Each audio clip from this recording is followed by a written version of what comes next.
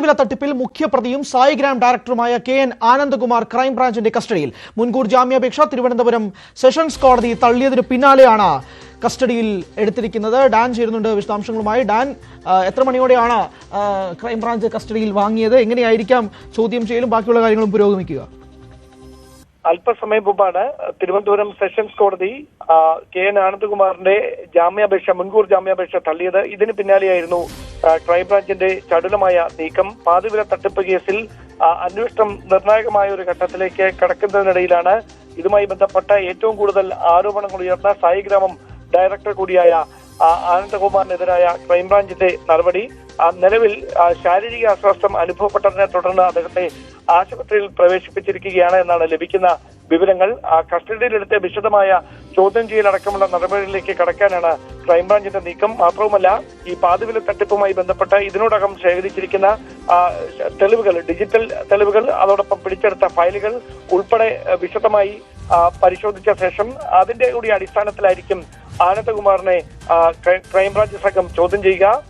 ഈ കേസുമായി ബന്ധപ്പെട്ട് ആനന്ദകുമാറിന്റെ അറിവോടെയാണ് ഇങ്ങനെ ഒരു തട്ടിപ്പ് ആസൂത്രണം ചെയ്ത് നടപ്പിലാക്കിയിരിക്കുന്നത് എന്നാണ് ക്രൈംബ്രാഞ്ചിന്റെ വാദം. ആ വാദം കണക്കിലെടുത്തുകൊണ്ട് തന്നെയാണ് മുൻകൂർ ജാമ്യാപേക്ഷ തള്ളിക്കൊണ്ടുള്ള തിരുവനന്തപുരം സെഷൻസ് കോടതിയുടെ ഉത്തരവ് വന്നത്. അതിന് പിന്നാലെയാണ് ക്രൈംബ്രാഞ്ചിന്റെ ഭാഗത്തുനിന്ന് കസ്റ്റഡിയിലെടുക്കുന്നതടക്കമുള്ള തുടർ നീക്കങ്ങൾ ഉണ്ടായിരിക്കുന്നത്. എന്തായാലും വിശദമായ ചോദ്യം ചെയ്യലിലൂടെ കേരളം കണ്ട ഏറ്റവും വലിയ ഈ സാമ്പത്തിക തട്ടിപ്പിന്റെ ചുരുൾ അഴിയാനാകുമെന്ന പ്രതീക്ഷയിലാണ് ക്രൈംബ്രാഞ്ച്. തീർച്ചയായും കേരളം കണ്ട ഏറ്റവും വലിയ തട്ടിപ്പ് ഡാൻ സൂചിപ്പിച്ചതുപോലെ തന്നെയാണ് പാതിവില തട്ടിപ്പ് കേസിൽ ആനന്ദകുമാറിനെതിരെ മിന്നൽ നീക്കവുമായിട്ടാണ് ക്രൈംബ്രാഞ്ച് എത്തുന്നത്. ക്രൈംബ്രാഞ്ച് ഈ മുൻകൂർ ജാമ്യാപേക്ഷ തള്ളിയതിന് പിന്നാലെ ആനന്ദകുമാറിനെ കസ്റ്റഡിയിൽ എടുക്കുകയാണെന്നാണ് മനസ്സിലാക്കുന്നത്. ദേഹാസ്വാസ്ഥ്യത്തെ തുടർന്ന് സ്വകാര്യ ആശുപത്രിയിൽ ചികിത്സയിൽ ആണിപ്പോൾ ആനന്ദകുമാർ എന്നുള്ളതാണ് ഏറ്റവും പ്രധാനപ്പെട്ട വാർത്ത, ഏറ്റവും പ്രധാനപ്പെട്ട വിവരം ഡാൻ കുര്യൻ പങ്കുവയ്ക്കുന്നത്. ഡാൻ, അതോടൊപ്പം തന്നെ ഈ ശാരീരിക അസ്വാസ്ഥ്യത്തിൽ തുടർന്ന് ആശുപത്രിയിലാണെന്ന് പറയുമ്പോൾ പോലും എന്താണ് പ്രധാനമായും സംഭവിച്ചത്? ഈ മുൻകൂർ ജാമ്യാപേക്ഷ തള്ളിയതിന് പിന്നാലെ ആനന്ദകുമാറിൽ ഉണ്ടായ മാറ്റങ്ങൾ അതെന്തെല്ലാമായിരുന്നു? നാടകീയമായ സംഭവങ്ങളാണല്ലോ നടക്കുന്നത്.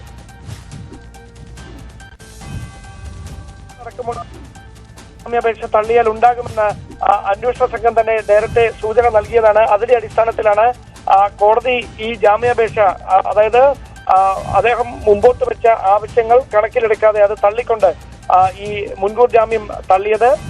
അവിടെ ക്രൈംബ്രാഞ്ച് മുമ്പോട്ട് വെച്ച ആവശ്യങ്ങൾ, അതായത് ഈ സംഭവവുമായി ബന്ധപ്പെട്ട ഇങ്ങനെയൊരു സാമ്പത്തിക കുറ്റകൃത്യത്തിന്റെ ആസൂത്രണത്തിലടക്കം കൃത്യമായ പങ്ക് ആനന്ദകുമാറിനുണ്ട് എന്ന കാര്യമായിരുന്നു ക്രൈംബ്രാഞ്ചിന്റെ റിപ്പോർട്ടിലുണ്ടായിരുന്നത്. അത് കണക്കിലെടുത്തുകൊണ്ട് തന്നെയാണ് സെഷൻസ് കോടതി ഈ മുൻകൂർ ജാമ്യാപേക്ഷ തള്ളുകയും ചെയ്തത്. അതിന് പിന്നാലെയാണ് ഈ തുടരന്വേഷണത്തിന്റെ ഭാഗമായി ആനന്ദകുമാറിനെ കസ്റ്റഡിയിലെടുക്കുന്നതടക്കമുള്ള തുടർ നീക്കങ്ങളിലേക്ക് ക്രൈംബ്രാഞ്ച് കടക്കുകയും ചെയ്തത്.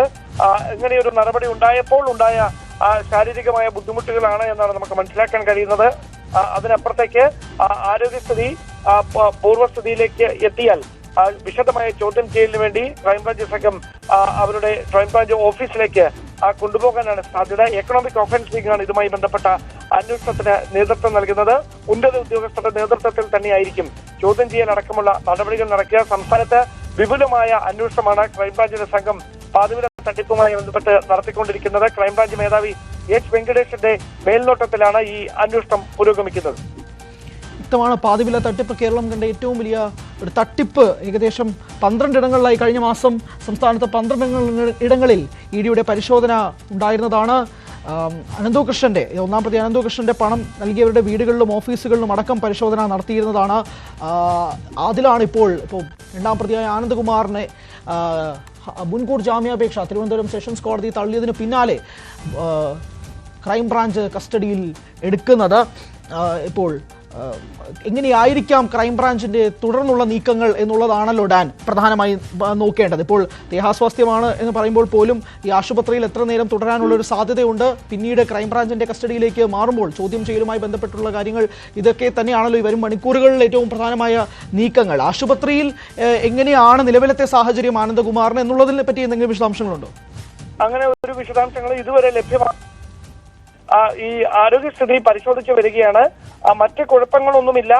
ഒരു പൂർവ്വസ്ഥിതിയിലേക്ക് ആരോഗ്യം എത്തിക്കഴിഞ്ഞാൽ വൈകാതെ തന്നെ കസ്റ്റഡിയിൽ എടുത്ത് വിശദമായ ചോദ്യം ചെയ്യലിന് വേണ്ടി ക്രൈംബ്രാഞ്ച് ഓഫീസിലേക്ക് എത്തിക്കാനാണ് സാധ്യത. എന്തായാലും ഇങ്ങനെ ഒരു പ്രമാദമായ കേസായതിനാൽ ഉന്നത ഉദ്യോഗസ്ഥരുടെ നേതൃത്വത്തിൽ തന്നെയായിരിക്കും ചോദ്യം ചെയ്യലടക്കമുള്ള തുടർ നീക്കങ്ങളൊക്കെ ഉണ്ടാവുക.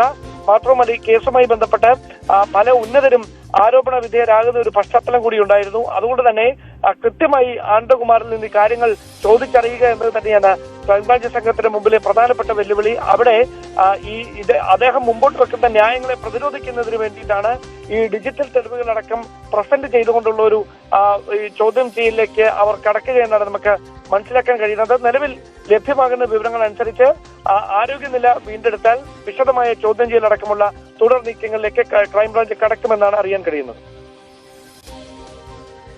ഡാനി, കേസിലെ തന്നെ ഏറ്റവും പ്രധാനപ്പെട്ട ഒരു നിർണായകമായ ഒരു അറസ്റ്റ് തന്നെയാണല്ലോ ഇപ്പോൾ സംഭവിച്ചിരിക്കുന്നത്. അപ്പോൾ വരുന്ന മണിക്കൂറുകളിൽ കൂടുതൽ ചുരുളഴിയുക എന്നുള്ളത് തന്നെയാണല്ലോ. കാരണം അത്രയേറെ പരാതിക്കാർ, എത്രയോ കോടി രൂപകൾ. അപ്പോൾ ഇതിനൊക്കെ കൃത്യമായ ഒരു തീരുമാനം, അല്ലെങ്കിൽ ഇതെങ്ങോട്ടാണ് ഈ കേസ് പോകുന്നത്, കൂടുതൽ വമ്പൻ ആളുകൾ ഇതിന് പിന്നിലുണ്ടോ തുടങ്ങി നിരവധി കാര്യങ്ങളെല്ലാം കൂടി ഈ പരാതിക്കാർ മാത്രമല്ല കേരള ജനത ഒട്ടാകെ നോക്കുന്ന ഒരു രീതിയിലേക്ക്, ഈ കസ്റ്റഡിയിലേക്ക് മാറുമ്പോഴേക്കും, ക്രൈംബ്രാഞ്ചിന്റെ കസ്റ്റഡിയിലേക്ക് ആനന്ദകുമാർ എത്തുമ്പോഴേക്കും ഇതിന് പിന്നാലെ ഒരുപാട് സംശയങ്ങളുണ്ട്. അതിനെല്ലാം ഒരു വലിയ ദുരൂഹതയും നീങ്ങേണ്ട ഒരു സാഹചര്യവും കൂടി നിലവിലുണ്ട്. ഒരു വലിയ കണ്ണി തന്നെ ഇപ്പോൾ കസ്റ്റഡിയിലാകുമ്പോഴേക്കും ക്രൈംബ്രാഞ്ചിന്റെ നീക്കങ്ങൾ വളരെ പ്രധാനപ്പെട്ടതാണല്ലോ. തന്റെ അറിവോടെയല്ല ഇങ്ങനെ ഒരു തട്ടിപ്പ് നടന്നത് എന്നായിരുന്നു ആദ്യഘട്ടം മുതൽ ആനന്ദകുമാർ വ്യക്തമാക്കിയിരുന്നത്. പക്ഷേ അങ്ങനെയല്ല സത്യം എന്ന് കണ്ടെത്തിയ, അല്ലെങ്കിൽ അങ്ങനെയല്ല യാഥാർത്ഥ്യമെന്ന് അന്വേഷണ സംഘം നടത്തിയ വിശദമായ തെളിവെടുപ്പിനിടയിൽ അത് കൃത്യമായി ബോധ്യപ്പെടുന്ന ഒരു സാഹചര്യം ഉണ്ടാകുകയും അങ്ങനെയാണ് തുടർ നീക്കങ്ങളിലേക്ക് ക്രൈംബ്രാഞ്ച് കടക്കുകയും ചെയ്തത്. അവിടെ ഈ ഏതൊക്കെ ആളുകളുമായി ബന്ധപ്പെട്ടാണ് ഇങ്ങനെയൊരു തട്ടിപ്പിന്റെ ഗൂഢാലോചന നടന്നത്, ഇതടക്കമുള്ള കാര്യങ്ങളിലാണ് ക്രൈംബ്രാഞ്ചിന്റെ വിശദമായ അന്വേഷണം പുരോഗമിക്കുന്നത്. അനന്തകൃഷ്ണനുമായി ബന്ധപ്പെട്ട് ആനന്ദകുമാറിന്റെ ഈ സാമ്പത്തിക ഇടപാടുകളുടെ ബന്ധം തുടങ്ങിയിട്ട് എത്ര നാളായി? ഒരു മാസം ഏതാണ്ട് 10 ലക്ഷം രൂപയധികം ആനന്ദകുമാറിന്റെ അക്കൗണ്ടിലേക്ക് അനന്തകൃഷ്ണൻ നൽകിയിരുന്നു. ഈ തട്ടിപ്പുമായി ബന്ധപ്പെട്ട എന്ന തരത്തിലുള്ള വിവരങ്ങളൊക്കെ ക്രൈംബ്രാഞ്ച് നേരത്തെ തന്നെ അന്വേഷണത്തിൽ കണ്ടെത്തിയതാണ്. അങ്ങനെയാണ് എങ്കിൽ ഇതിന്റെ കൃത്യമായ ആസൂത്രണം അത് ആനന്ദകുമാർ തന്നെയാണോ, അതോ അതിനപ്പുറത്തേക്ക് മറ്റേതെങ്കിലും ഉന്നതർക്ക് ഈ കേസുമായി ബന്ധമുണ്ടോ എന്നതടക്കമുള്ള കാര്യങ്ങളിലേക്ക് വിശദമായ അന്വേഷണം തന്നെ ക്രൈംബ്രാഞ്ച് നടത്തും. അതുകൊണ്ട് തന്നെയാണ് ക്രൈംബ്രാഞ്ച് മേധാവി ന്റെ മേൽനോട്ടത്തിൽ ഒരു കൃത്യമായ ടീം രൂപീകരിച്ച് ഇതുമായി ബന്ധപ്പെട്ട സംസ്ഥാനത്ത് രജിസ്റ്റർ ചെയ്യപ്പെട്ട വിവിധ കേസുകളിൽ അന്വേഷണം പുരോഗമിക്കുന്ന ഒരു സാഹചര്യം ഉണ്ടായിരിക്കുന്നത്. എന്തായാലും ഈ ആനന്ദകുമാറിന്റെ കസ്റ്റഡിയോടെ ഇതുമായി ബന്ധപ്പെട്ട ദുരൂഹതകൾ, അവ്യക്തതകൾ അതെല്ലാം മറനീക്കുമെന്നൊരു നിഗമനത്തിൽ തന്നെയാണ് അന്വേഷണ സംഘത്തിന്റെ തുടർ നീക്കങ്ങൾ ഉണ്ടാകുക.